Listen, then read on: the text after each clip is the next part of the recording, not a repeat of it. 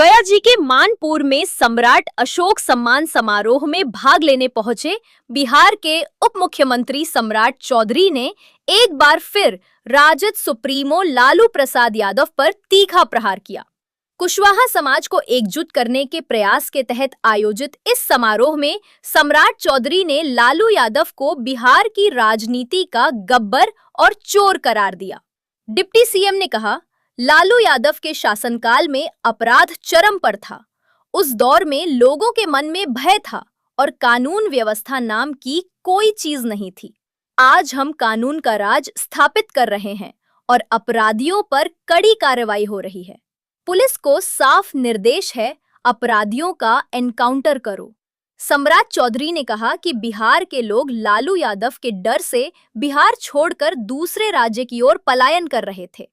Deputy CM ने कहा कि लालू राज्य में बिहार दो ही चीजें मशहूर था, लालू और बालू।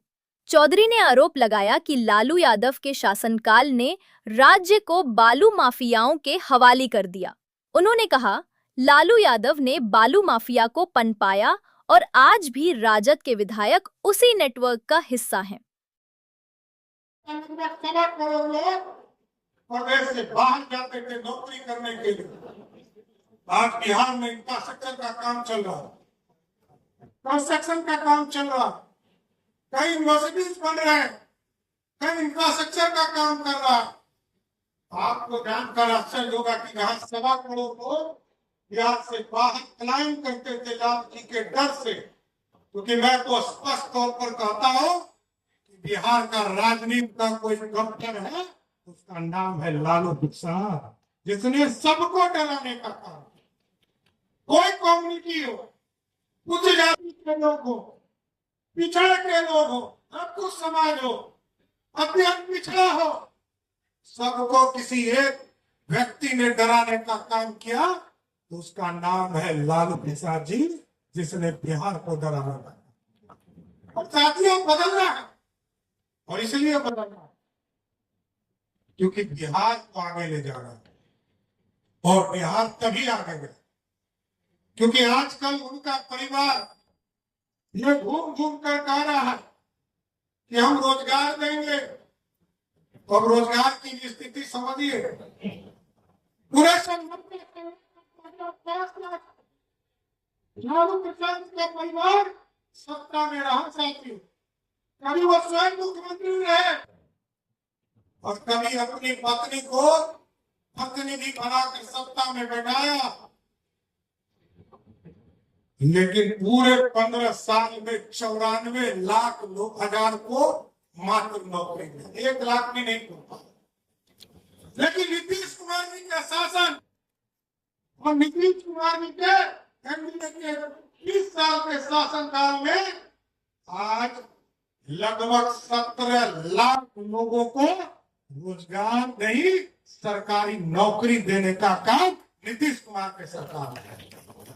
और 2020 में जब हमारे हम लोगों का स्पष्ट तौर पर मानना था कि 10 लाख सरकारी नौकरी और 10 लाख रोजगार देंगे, लेकिन बढ़ता चला गया, रोजगार बढ़ता चला गया।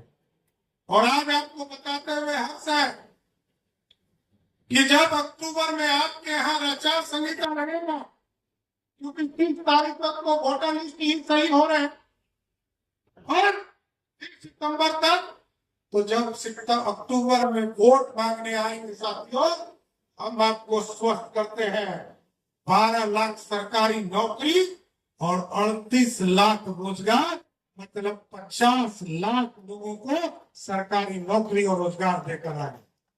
ऐसे वोट मांगने नहीं आएंगे, क्योंकि बिहार तभी बढ़ेगा जब हमारे नौजवान बढ़ेंगे। आपने देखा जब नीतीश कुमार जी को सत्ता मिली साथियों, तो बिहार का बजट 22,000 करोड़ रुपया था, और जब बिहार झारखंड बट रहा था, तो बिहार में यह चर्चा थी कि झारखंड में सब पैसा चला गया, हमारा सब एक गरीब गाना शुरू किया। और उसका कारण था ये जो रेवेन्यू है, ये जो राजस्व है, ये अपना हिस्सेदारी है।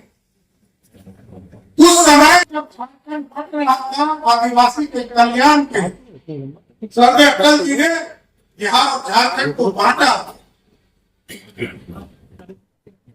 तो 22,000 करोड़ रुपया के राशि में से जो बिहार का हिस्सेदारी था उसका 87% झारखंड से आता था और 13% बिहार से आता था। तो लोग कहते थे कि अब तो यहाँ दो ही चीज ना बचा है, एक गोपाल और दूसरा वही चोरवा का नाम आ जाता है। आप सोच लो, चारा चोर को बैठाना है, जो बेजुबान गाय के बछड़े का चारा खा जाता हो, इसको सत्ता देनी है क्या? देखिए आज बिहार बदल रहे साथियों, और जब मैं बजट पेश कर रहा था 1 घंटे पहले बजट पेश किया और उस समय मेरा 56 इंच का सीना मोदी जी का चेला वाला बन गया। मैंने देखा झारखंड को 87% पैसा मिला। उस झारखंड का बजट 1,40,000 करोड़ का था और बिहार का मैं बजट पेश कर रहा था, सम्राट चौधरी कुशवाहा का बजट पेश कर रहा था तो 3,17,000 करोड़ का है। ये बिहार है साथियों।